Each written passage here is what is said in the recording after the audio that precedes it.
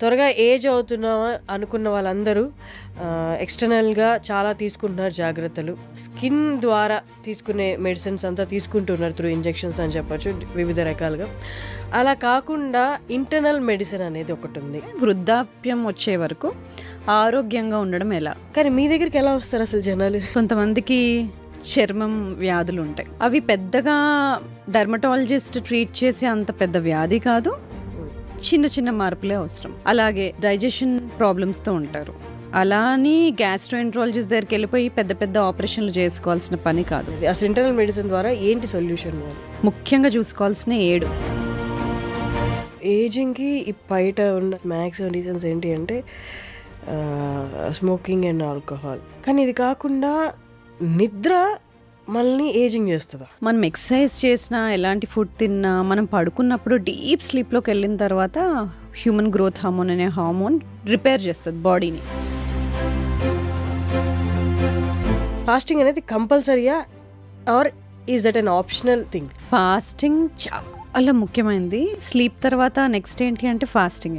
ఎక్కువ hours fasting కూడా leads to stones in kidney అంటారు. ఫాస్టింగ్ చాలా కాలం ఉండి నీళ్లు సరిగ్గా తీసుకోకపోవడము, దీనివల్ల సెలబ్రిటీస్ ఇది వాడుతున్న ప్రోడక్ట్ ఏంటి అంటే ఎక్స్టర్నల్ కొలాజిన్ ఇంటేక్ అనమాట. అది త్రూ టాబ్లెట్స్ ద్వారా కానీ ఇంజెక్షన్స్ ద్వారా కానీ కొలాజిన్ తీసుకుంటే మన స్కిన్ ఎలాస్టిసిటీ బాగుంటుంది, ఏజింగ్ అనేది ఫాస్ట్గా అవ్వదు అని. కొలాజిన్ చాలా ఇంపార్టెంట్ అండి. అది మన నెయిల్స్లో ఉంటుంది, స్కిన్లో ఉంటుంది, జాయింట్స్లో ఉంటుంది. అది న్యాచురల్గా తగ్గిపోతూ ఉంటుంది మనం ఏజ్ పెరుగుతూ ఉంటుంది. What is this biological age? మనం బర్త్డేలు ఏం చేసుకుంటామో అది మన క్రోనలాజికల్ ఏజ్. అది మనందరికీ తెలుసు. కానీ మన శరీరం అదే ఏజ్ ఉంది అనే అవసరం లేదు. ఇంత ఇన్ఫర్మేషన్ వినిన తర్వాత వెంటనే అందరికి వచ్చే క్వశ్చన్ ఏంటి అంటే ఇవన్నీ ఎక్కువ ఛార్జెస్ ఉంటాయేమో, ఎక్కువ ప్రైస్ ఉంటుందేమో మేము వెళ్ళి చూపించుకోవడానికి అంటే దాని గురించి మీరు అంటే ఎగ్జాక్ట్గా చెప్పకపోయినా ఒక అవగాహన. హెల్దీ ఏజింగ్ అంటే డాక్టర్ని రీచ్ అయ్యే కన్నా ముందే మనం చాలా చేసుకోవచ్చు. అది నేను చెప్పాను కదా, ఫుడ్లో ఎలాంటి జాగ్రత్తలు తీసుకోవాలి, నిద్ర, ఎక్సర్సైజ్, స్ట్రెస్ని ఎలా మేనేజ్ చేసుకోవాలి, ఇవన్నీ మీరు ఇంట్లో కూర్చొని చేసుకునేవే చెప్పాను. ఇవన్నీ చేస్తున్నా కూడా సమస్యలు ఇంకా ఉన్నాయంటే అప్పుడు వచ్చి సంప్రదించవచ్చు.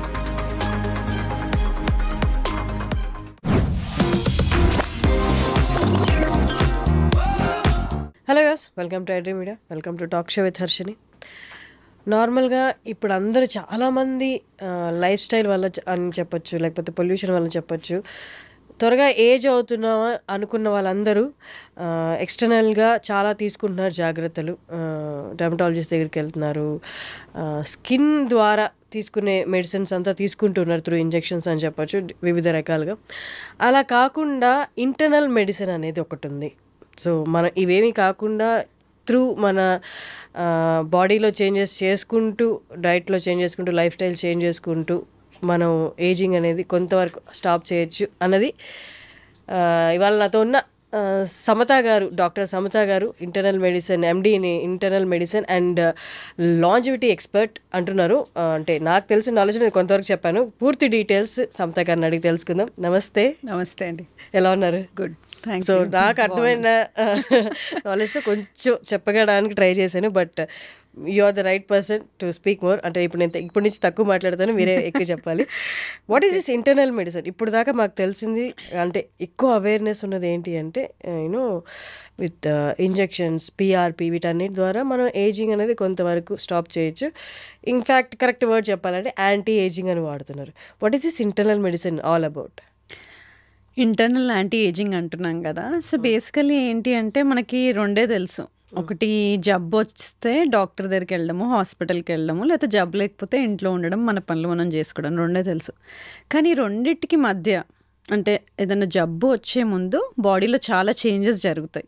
అవి ముందే మనం గనక పట్టుకుంటే, అవి కొన్ని టెస్టుల ద్వారా ముందే తెలుసుకుంటే ఏం జరుగుతుంది, ఎక్కడ ఇంబ్యాలెన్స్ అయింది అనేది ముందే తెలుసుకుంటే కొన్ని చేంజెస్ చేసుకొని ఈ జబ్బులు మనము లేట్గా పుష్ చేయొచ్చు, ఎర్లీగా రాకుండా. ఎలాంటివి? మోకాల నొప్పులు, sugar, type 2 diabetes, hyper tension, ఈ కార్డియాక్ జబ్బులు, క్యాన్సర్, ఇవన్నీ మనము లేట్గా వచ్చేలాగా చేయొచ్చు. లేదంటే దీన్నే స్లోయింగ్ డౌన్ ఏజింగ్ అంటారు. అంటే వృద్ధాప్యం వచ్చే వరకు ఆరోగ్యంగా ఉండడం ఎలా, ఓకే. అది ఇంటర్నల్ యాంటీ ఏజింగ్ కన్నా మనం హెల్దీ ఏజింగ్ అని చెప్పుకోవచ్చు. కొంతవరకు పాజిటివిటీ తెచ్చినా కొంతవరకు అది కైండ్ ఆఫ్ కంపల్షన్ అనేది జనాల్లో పడిపోయిందేమో అన్నట్టు అనిపిస్తుంది. వృద్ధాప్యం వచ్చిన తర్వాత ఆరోగ్యంగా ఉండడం ఎలా అంటే మన పనులు మనం చేసుకోగలగాలి, హ్యాపీగా హెల్తీగా ఉండాలి, మన పిల్లలతో ఆడుకోగలగాలి, ఎక్కువ హాస్పిటల్ చుట్టూ తిరిగే జబ్బులు రాకుండా ఉండేలాగా ఉండాలి, ఎక్కువ మందులు వాడకూడదు. ఇదే కదా మనకు కావాల్సింది. ఇండిపెండెన్స్, మనల్ని మనం చూసుకోగలగాలి, తొందరగా ఏమైనా జారి పడ్డప్పుడు ఎముకలు వీరకుండా స్ట్రాంగ్గా ఉండాలి. ఇది మనకు కావాల్సింది హెల్దీ ఏజింగ్లో. అది కాకుండా ఈ జబ్బులు అనేవి ఒక్కసారి వచ్చాయంటే, ఇవి డయాబెటీస్ కానీ, హైపర్ టెన్షన్ కానీ, హార్ట్ డిసీజ్ కానీ మనకు తెలుసు, అవి మనకి లైఫ్ లాంగ్ ఉంటాయి. అంటే లైఫ్ లాంగ్ మనం మందులు వాడుతూ కంట్రోల్లో పెట్టుకోవాలి. మరి అవి రాకుండా ఉంటే ఇంకా బెటర్ కదా. అవి రాకుండా ఎక్కువ కాలం ఆరోగ్యంగా ఉండడం ఎలా, ఇది మనము హెల్దీ ఏజింగ్ ద్వారా ఇవాళ సాధ్యం. దీన్నే మనము స్లో డౌన్ ఏజింగ్ అనొచ్చు, రివర్స్ ఏజింగ్ అంటారు, యాంటీ ఏజింగ్ అని. ఏ పదాలు వాడినా మనము జబ్బులు తొందరగా రాకుండా మనం ఓల్డ్ ఏజ్లోకి హెల్దీగా ఆరోగ్యంగా వెళ్ళాలి. కానీ మీరు అన్నట్టు ఇప్పుడు నాకు ఏదైనా హెల్త్ ప్రాబ్లం వచ్చింది, డాక్టర్ దగ్గరికి వెళ్తాను, లేకపోతే నాకు ఏజింగ్ సిమ్టమ్స్ కనిపిస్తే నేను డాక్టర్ దగ్గరికి వెళ్తాను. కానీ మీ దగ్గరికి ఎలా వస్తారు అసలు జనాలు? ఎలా రావాలి, ఎందుకోసం రావాలి, ఎలా రావాలి, ఎందుకు రావాలి? ఇప్పుడు కొంతమందికి చర్మం వ్యాధులు ఉంటాయి, అవి పెద్దగా డర్మటాలజిస్ట్ ట్రీట్ చేసే అంత పెద్ద వ్యాధి కాదు, చిన్న చిన్న మార్పులే అవసరం.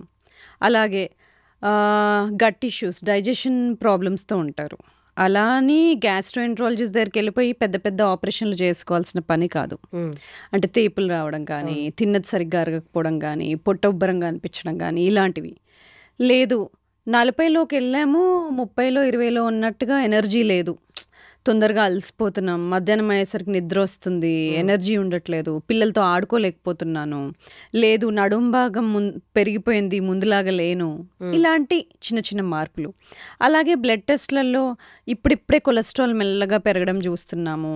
ఈ మధ్య బ్లడ్ ప్రెషర్ ఇంత ఎక్కువ ఉండేది కాదు, తక్కువ ఉండేది. అలాగని హైపర్ టెన్షన్కి ట్రీట్మెంట్ తీసుకునే అంత ఎక్కువ కాదు. ఇప్పుడు మనము 130 పైన కిందది 90 పైన ఉన్నప్పుడు హైపర్ టెన్షన్ అని మందులు పెడతాం.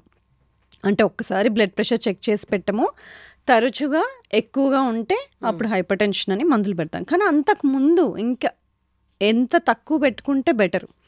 అసలు చెప్పాలంటే పైది 125, కిందది బ్లడ్ ప్రెషర్ 75, అంతలోపు మెయింటైన్ చేస్తే మనం బాగా హెల్తీగా ఉన్నట్టు.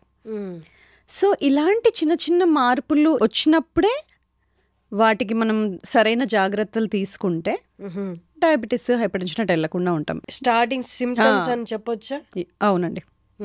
సో ఇక్కడే మనం కేర్ తీసుకుంటే త్రూ మీరు చెప్తున్న ఇంటర్నల్ మెడిసిన్ ద్వారా సో మనం అవాయిడ్ చేయొచ్చు లేటర్ ఆన్ స్టేజెస్లో.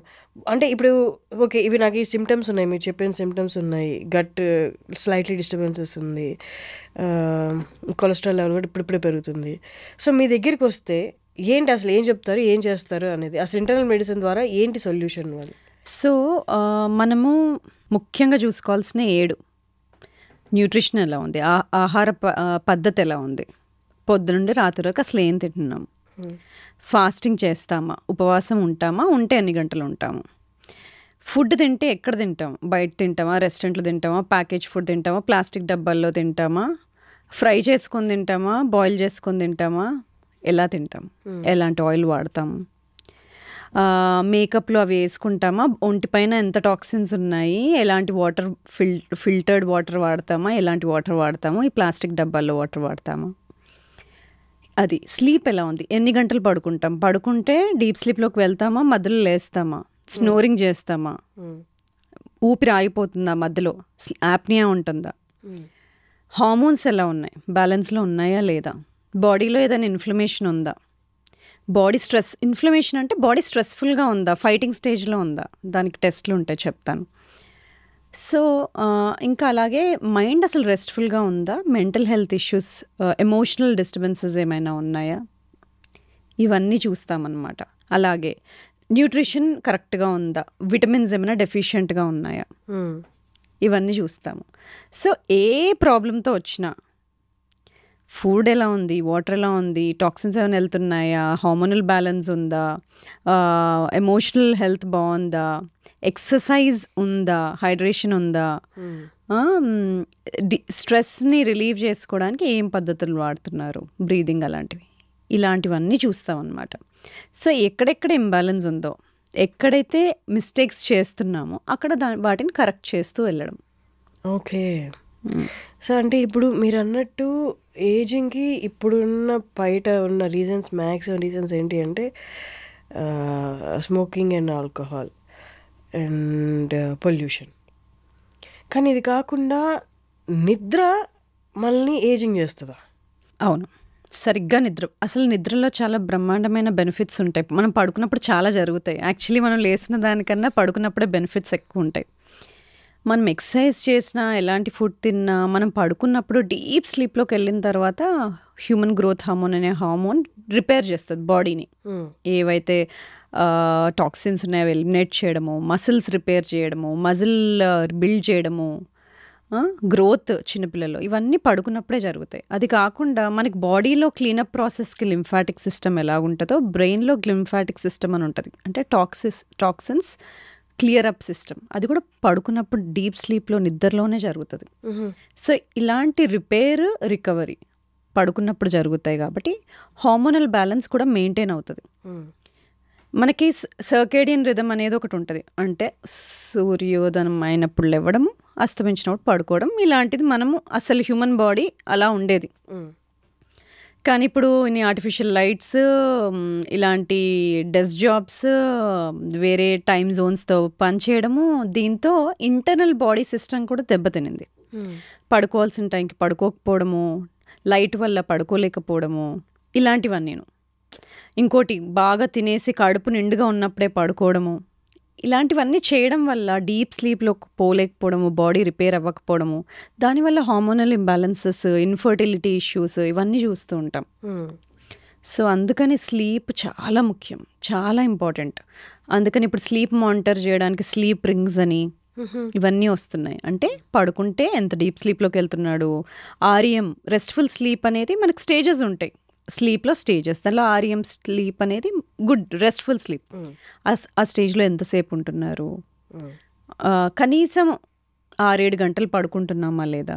లేట్ నైట్ ఈటింగ్ అంటే 9 తర్వాత ఫుడ్ తిని అరౌండ్ 11 అలాగా, లేకపోతే 10:30 అలా పడుకుంటే ఇది కూడా ఏజింగ్కి రీజనా?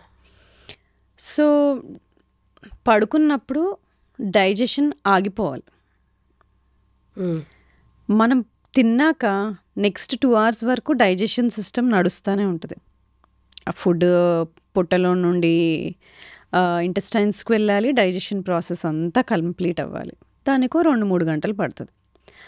ఆ తిన్న 2-3 గంటల లోపే నిద్రపోయాము అంటే ఆ డైజెస్టివ్ సిస్టమ్ నడుస్తూనే ఉంటుంది. ఇంకా రిపేర్ సిస్టమ్ యాక్టివేట్ అవ్వడానికి టైం ఎక్కడిది. అందుకే తిన్న 2-3 గంటల తర్వాత పడుకోమని చెప్తాం. లేదంటే మీ స్లీప్ టైమింగ్ ఏంటో దానికన్నా 2-3 గంటల ముందు తినేయాలి అని. అంటే డైజెషన్ ప్రాసెస్ అయిపోవాలి.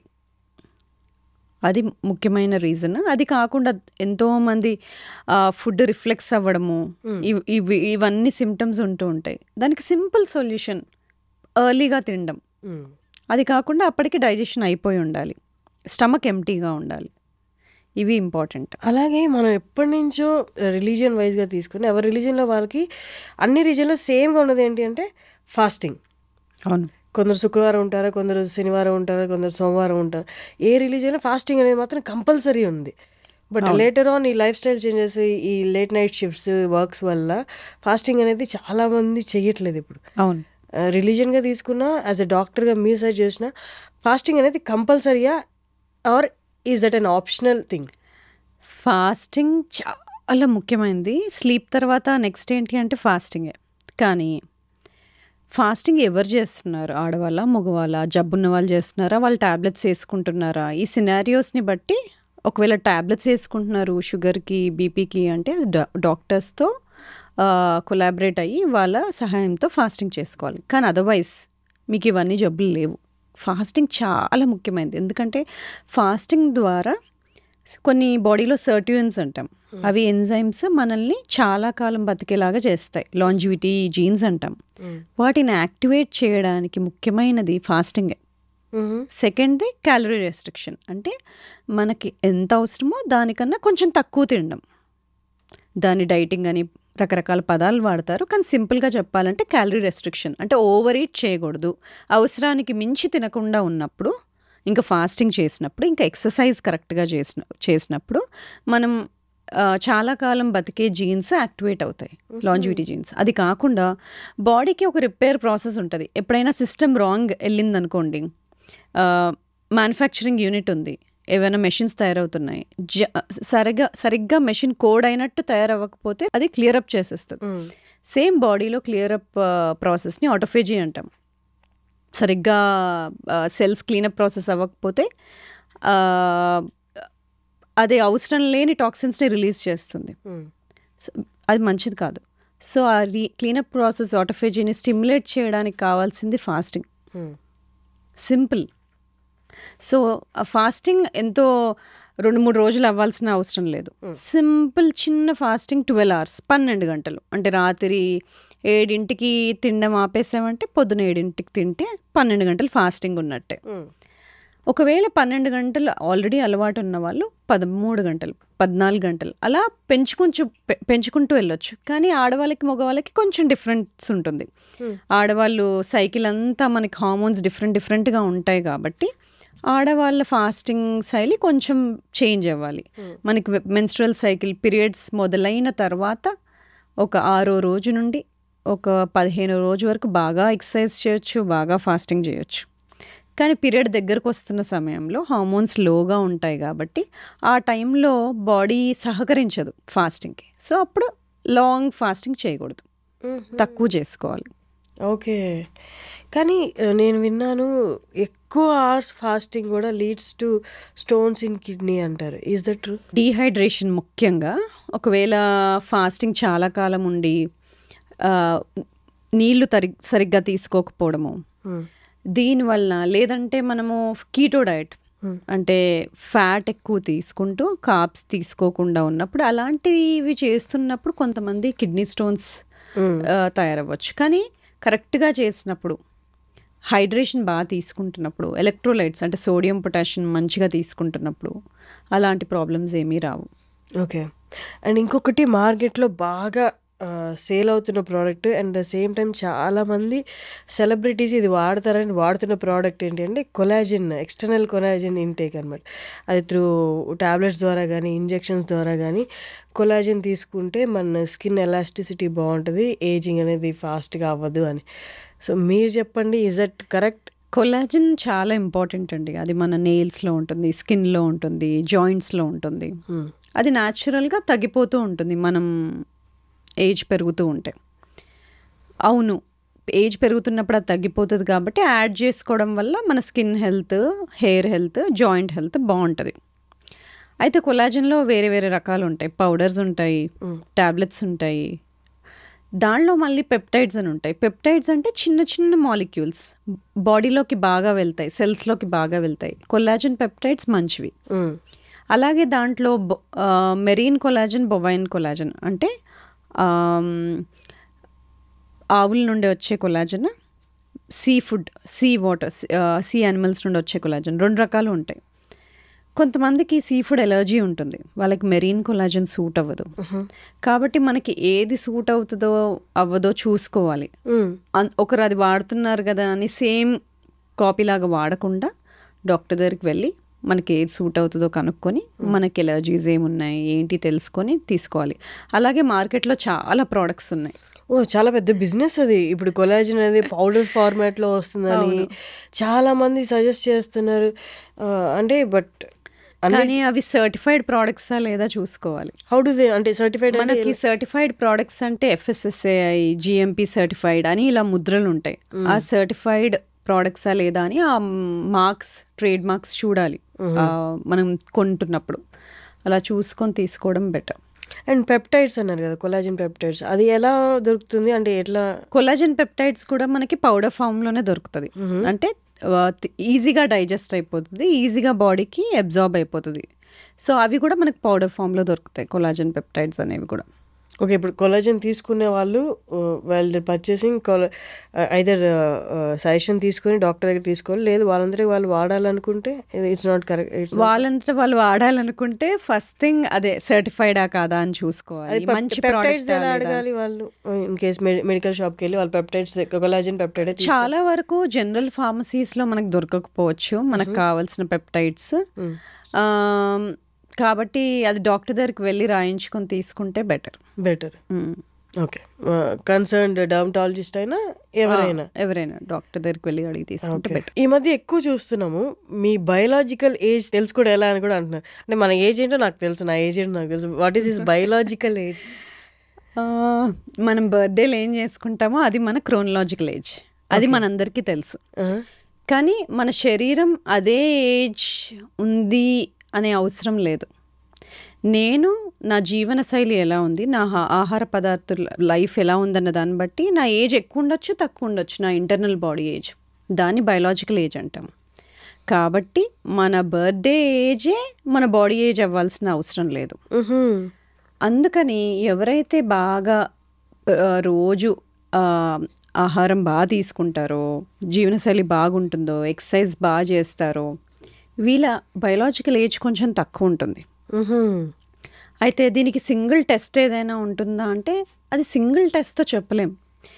ఎందుకంటే చాలా కాంప్రహెన్సివ్గా చూడాలి. ఎందుకంటే ఒక ఏజ్ అనేది కాంప్లెక్స్ ప్రాసెస్. దానికి ఒక ఇంటర్నల్ ఏజ్ ఇవ్వాలి అంటే ఏమేమి చూడాలి? బ్లడ్లో అంటే మనం కొలెస్ట్రాల్ చూస్తాము, షుగర్స్ ఎలా ఉన్నాయో చూస్తాము. అలాగే మెజర్మెంట్లో మన వేస్ట్ టు హిప్ రేషియో అంటే నడుం భాగం తుంటి భాగము మెజర్ చేసినప్పుడు దానికి కొలతలు తీసుకున్నప్పుడు ఆడవాళ్ళైతే వేస్ట్ టు హిప్ రేషియో 0.85 కన్నా ఎక్కువ ఉంటే, లేదు మగవాళ్ళల్లో 0.9 కన్నా ఎక్కువ ఉంటే వాళ్ళకి టైప్ 2 డయాబెటీస్ కానీ, కొలెస్ట్రాల్ కానీ, హైపర్ టెన్షన్ కానీ, గుండె జబ్బులు కానీ వచ్చే ప్రమాదం ఎక్కువ. అందుకనే ఈ కొలతలు కూడా ఇంపార్టెంటే. ఇంతకుముందు BMI అని చూసేవాళ్ళం, బాడీ మాస్ ఇండెక్స్, అంటే మీ హైట్కి మీరున్న వెయిట్ ఎంత అని. కానీ దాంట్లో కొన్ని లోపాలు ఉంటాయి. ఎలా? బాగా ఎక్సర్సైజ్ చేసే అతను ఉంటాడు, అతనికి మసిల్ ఎక్కువగా ఉంటుంది. మీరు BMI చూస్తే ఎక్కువగా ఉంటుంది, అంటే కొవ్వు ఎక్కువ ఉన్నట్టు కాదు కదా. అందుకని మనకు కరెక్ట్గా తెలవాల్సింది బాడీ కాంపోజిషన్ అనాలిసిస్. అంటే బాడీలో కండరాలు ఎన్ని ఉన్నాయి, కొవ్వు ఎంత ఉంది, ఎముకల క్వాలిటీ ఎలా ఉంది, బోన్, ఫ్యాట్, మసిల్ రేషియో, ఇది ముఖ్యమైనది BMI కన్నా. సో ఇవి తెలియాలి. బ్లడ్ మార్కర్స్ ఇంతకుముందు చెప్పాము.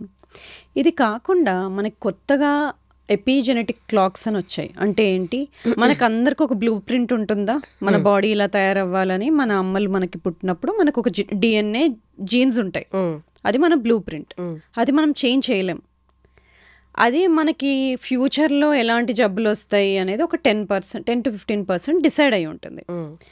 అంటే 80 to 85% తర్వాత మనం ఎలాంటి ఆహారం తీసుకుంటాము, వ్యాయామం చేస్తామా లేదా, స్ట్రెస్ఫుల్గా ఉంటామా, నిద్ర ఎలా పోతున్నాము, జీవనశైలి ఎలా ఉంది అన్న దాన్ని బట్టి ఆ మిగతా 85% డిసైడ్ అవుతుంది. దీన్ని ఎపిజెనెటిక్స్ అంటాము. అంటే జీన్స్ చుట్టూ మనం చేసే మార్పులు ఏంటి అని. దీన్ని DNA చుట్టూ జరిగే మార్పుల్ని గమనించి వచ్చిన టెస్ట్ ఎపిజెనెటిక్ టెస్ట్. కొంచెం ఏదైనా ఒక టెస్ట్ దగ్గరగా ఉందా అంటే అది ఎపిజెనెటిక్ టెస్ట్ అనమాట. ఓకే. కాకపోతే ఆ సింగిల్ టెస్ట్ చూడకూడదు.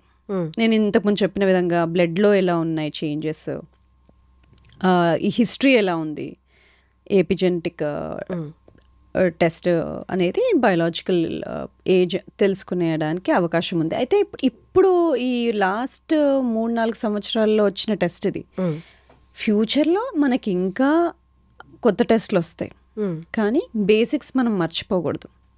బేసిక్స్ ఏంటి? నడుం భాగం తుంటి భాగం రేషియో అని చెప్పాను, మన మసిల్ బోన్ ఫ్యాట్ రేషియో అని చెప్తున్నాము, అంటే బాడీ ఫ్యాట్ పర్సంటేజ్ ఎంత ఉంది, బ్లడ్లో ఈ లిపిడ్ ప్రొఫైల్స్ కానీ, బ్లడ్ షుగర్స్ కానీ, విటమిన్ ప్రొఫైల్స్ కానీ, హోమోసిస్టిన్, లైపోప్రోటీన్, ఇవన్నీ ఎలా ఉన్నాయి, ఇవన్నీ బేసిక్స్. వీటితో పాటు ఆ DNA చుట్టూ జరిగే మార్పులు, ఇవన్నీ మనం తెలుసుకుంటాం. ఓకే, బయోలాజికల్ ఏజ్ ఏంటి తెలుసుకున్నాం, ఇలా ఉంది. ఇప్పుడు నెక్స్ట్ ఏంటి?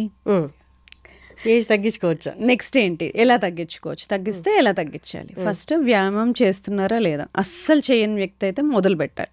ఎలా? వారానికి కనీసం 150 నిమిషాలు మోడరేట్ ఎక్సర్సైజ్, అంటే బ్రిస్క్ వాకింగ్ కానీ, యోగా కానీ, స్విమ్మింగ్ కానీ, ఏరోబిక్స్ కానీ ఇలాంటివి. లేదంటే 75 నిమిషాలు ఫాస్ట్ హై ఇంటెన్సిటీ ఎక్సర్సైజ్, అంటే ఫాస్ట్ బైకింగ్, హైకింగ్ ఇలాంటివి. కానీ ఇవి చేస్తే సరిపోతుందా? లేదు. మనము వృద్ధాప్యం వచ్చినాక, ఓల్డ్ ఏజ్ వచ్చినాక ఆరోగ్యంగా ఉండాలంటే ఆ ఏజ్ ఎంటర్ అయ్యేటప్పుడు, 50 ఎంటర్ అయ్యేటప్పుడు మన మసిల్ కండరాలు బాగుండాలి. అప్పటికీ కండరాలు తక్కువగా ఉన్నాయంటే మీకు డెఫినెట్గా ఈ జబ్బులు తొందరగా వచ్చేస్తాయి.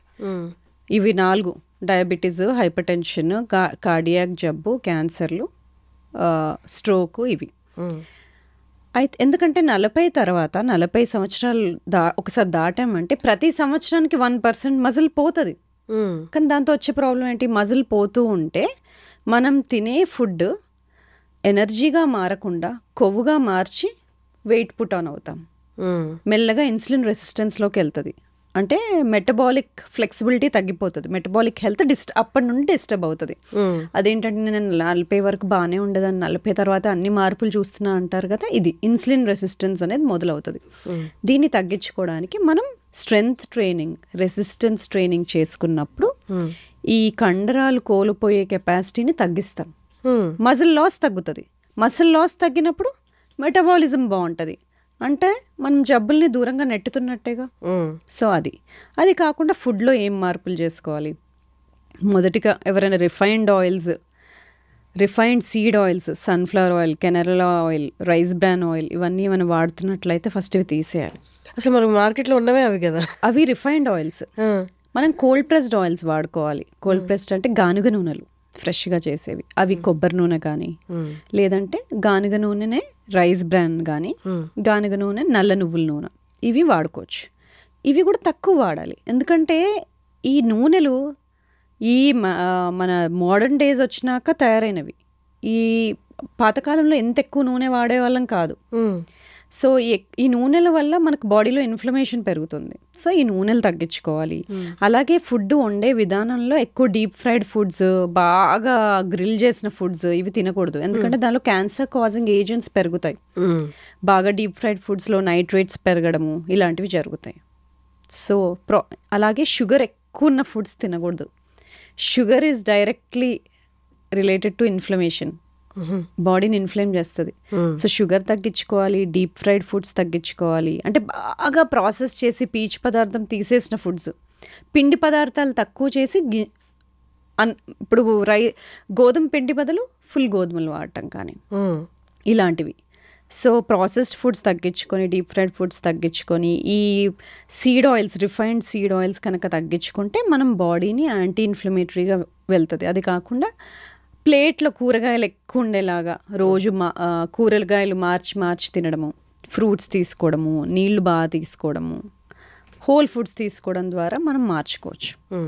ఇదే కాకుండా తినే పద్ధతిలో కూడా కొంచెం మార్పులు చేసుకోవాలి. ఫస్ట్ మనం కూరగాయలతో మొదలు పెట్టాం అనుకోండి తినడం, అది ఆల్రెడీ స్వెల్ అయిపోతుంది పొట్టలో. తర్వాత వచ్చే ఫుడ్ని స్లోగా అబ్జార్బ్ చేసుకుంటుంది. అదే తినడం అన్నంతో మొదలు పెట్టామనుకోండి ఎక్కువ తినేస్తాం. ఎందుకు? ఆ స్విచ్ ఆన్ అవ్వదు, కడుపు నిండింది అనే స్విచ్ తొందరగా ఆన్ అవ్వదు. అదే మనము కూరగాయలు ఫస్ట్ తిని దానిలో ఫైబర్, పీచు పదార్థం ఎక్కువగా ఉంటుంది, నెక్స్ట్ వచ్చే ఫుడ్ని తక్కువ తీసుకుంటుంది. తర్వాత ప్రోటీన్ ఉన్న ఫుడ్ అంటే పప్పులు, చికెన్ ఇలాంటివి తీసుకున్నప్పుడు కడుపు నిండింది అనే ఒక హార్మోన్ ఉంటుంది, పెప్టైడ్ వైవై అంటాం, అది యాక్టివేట్ అవుతుంది. నీకు నిండింది, ఇంకా తక్కువ తినొచ్చు అని. నెక్స్ట్ ఫ్యాట్స్, నెయ్యి వేసుకుంటాం కదా, నెయ్యి కానీ కొబ్బరి నూనె కానీ ఇలాంటివి ఏమైనా కొబ్బరి వేసి చేసుకున్నప్పుడు, లేకపోతే ఆలివ్స్ కానీ ఇలాంటివి తిన్నప్పుడు కూడా కడుపు నిండుతుంది. దాని తర్వాత మనము అన్నము అవి తీసుకోవచ్చు. దాంతో ఇలాంటి ఒక శైలిలో తింటే కూడా మార్పులు చాలా జరుగుతాయి.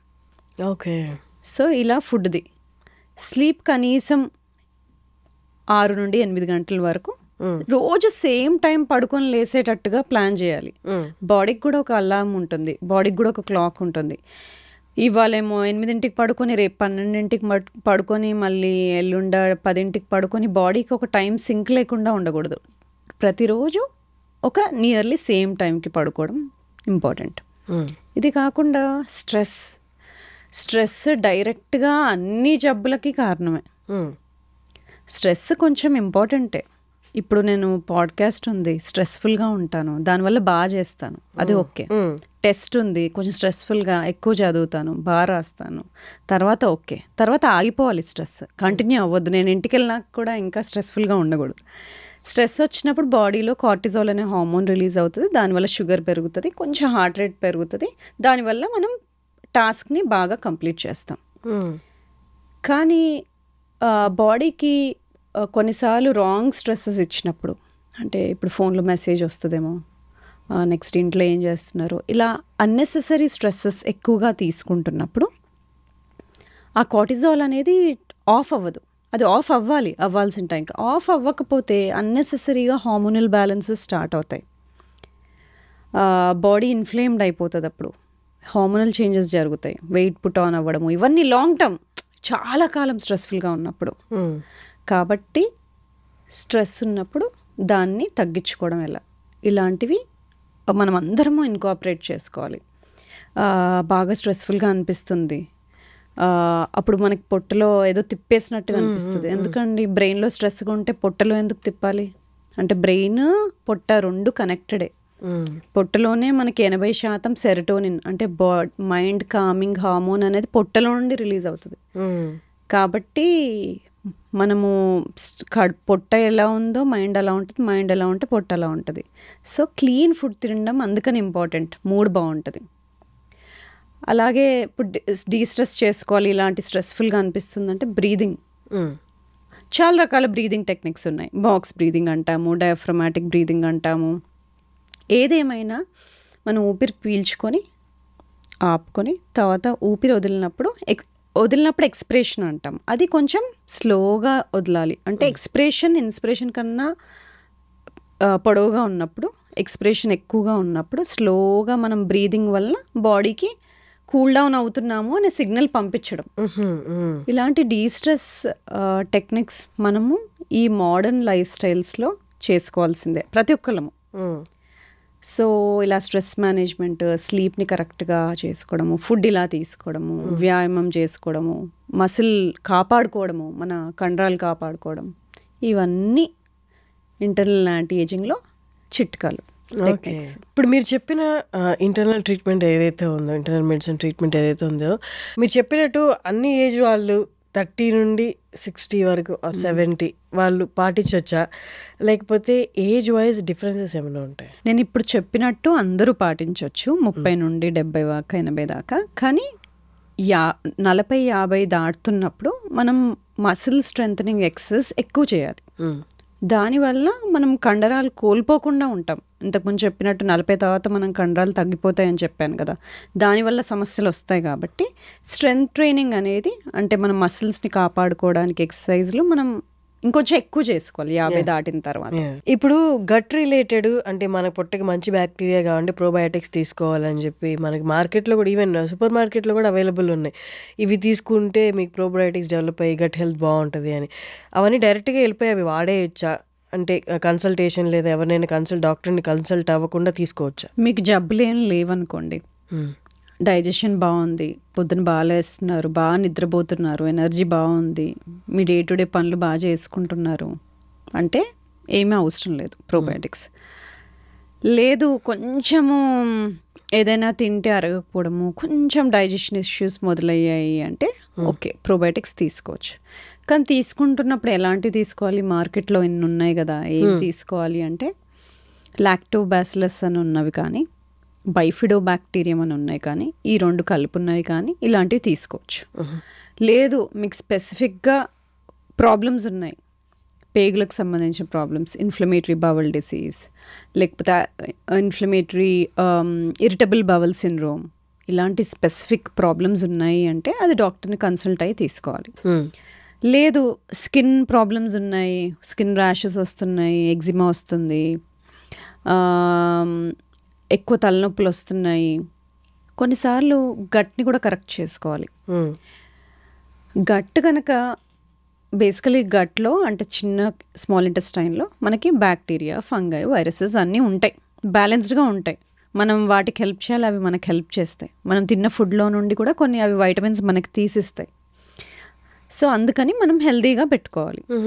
దానికి ఒక ఫౌండేషనల్ బ్యాక్టీరియా అని కొన్ని ఉంటాయి. అవి బ్యాలెన్స్డ్గా ఉండాలి. కానీ ఎప్పుడైతే ఆ బ్యాలెన్స్ కోల్పోతాయో కొన్ని అవసరం ఉన్న బ్యాక్టీరియా తక్కువ అవడం, అవసరం లేని బ్యాక్టీరియా ఎక్కువ పెరగడం వల్ల మనకు కొన్ని ప్రాబ్లమ్స్ రావచ్చు. అవి స్కిన్ ప్రాబ్లమ్స్ లాగా బయటపడవచ్చు, జాయింట్ ప్రాబ్లమ్స్ లాగా బయటపడవచ్చు, అలాగ వేరే వేరేగా బయటకు వస్తాయి. అలాంటప్పుడు ఇంబ్యాలెన్స్ ఉన్నట్టు. ఇంబ్యాలెన్స్ ఉన్నప్పుడు టెస్ట్ చేసుకోవడం ఎలా? మనకి గట్ మైక్రోబయోమ్ అనే టెస్ట్ ఉన్నాయి, వాటి ద్వారా మనం టెస్ట్ చేసుకొని చూసుకుంటాం. గట్ మైక్రోబయోమ్ అనే టెస్ట్ ద్వారా గట్ మైక్రోబయోమ్ ఆ టెస్ట్ ద్వారా మనకు అసలు ఏం బ్యాక్టీరియా గ్రో అవుతున్నాయి, ఉండాల్సినవి ఉన్నాయా, అవసరం లేనివి ఎక్కువ పెరుగుతున్నాయా, ఏమైనా అవసరం లేని పదార్థాలు రిలీజ్ అవుతున్నాయా, ఇలాంటివన్నీ చూసుకుంటాం అన్నమాట. ఎందుకంటే ఇలాంటి బ్యాలెన్స్ లేనప్పుడు ఎక్సర్సైజ్ కెపాసిటీ తగ్గిపోవచ్చు, మైగ్రేన్స్ రావచ్చు, ఇంతకుముందు నేను చెప్పిన విధంగా IBS, IBD రావచ్చు, హార్ట్ డిసీజ్కి రిస్క్ పెరగవచ్చు, హైపర్ టెన్షన్కి రిస్క్ పెరగవచ్చు. సో గట్ అనేది ఇన్నిటికీ కనెక్ట్ అయి ఉంది. ఇప్పుడు ఈ గట్ మైక్రోబయోమ్ ఏదైతే ఉందో టెస్ట్, అది వాళ్ళు రెగ్యులర్గా అంటే ఎక్కడ చేయించుకోవచ్చు? అది నేను చేస్తాను, ఇప్పుడు చాలా మంది డాక్టర్స్ చేస్తున్నారు.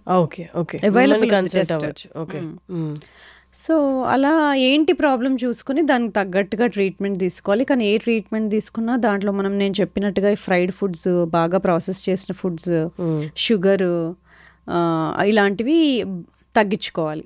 బాగా గ్రిల్ చేసిన ఫుడ్స్, రిఫైన్డ్ ఆయిల్స్ ఇలాంటివన్నీ తక్కువ చేసినప్పుడు బాడీ యాంటీ ఇన్ఫ్లమేటరీ స్టేట్లోకి వెళ్ళిపోయి సిమ్టమ్స్ అన్నీ తగ్గుతాయి. దానికి తోడ్పడుతూ కొన్ని సప్లిమెంట్స్, ప్రోబయోటిక్స్ అవి వాడినప్పుడు బాడీ ఒక బ్యాలెన్స్లోకి వస్తుంది అనమాట. ఇప్పుడు అంటే ఇంత ఇన్ఫర్మేషన్ వినిన తర్వాత వెంటనే అందరికి వచ్చే క్వశ్చన్ ఏంటి అంటే, ఇవన్నీ ఎక్కువ ఛార్జెస్ ఉంటాయేమో, ఎక్కువ ప్రైస్ ఉంటుందేమో మేము వెళ్ళి చూపించుకోవడానికి, అంటే దాని గురించి మీరు అంటే ఎగ్జాక్ట్గా చెప్పకపోయినా ఒక అవగాహన జనాలకి.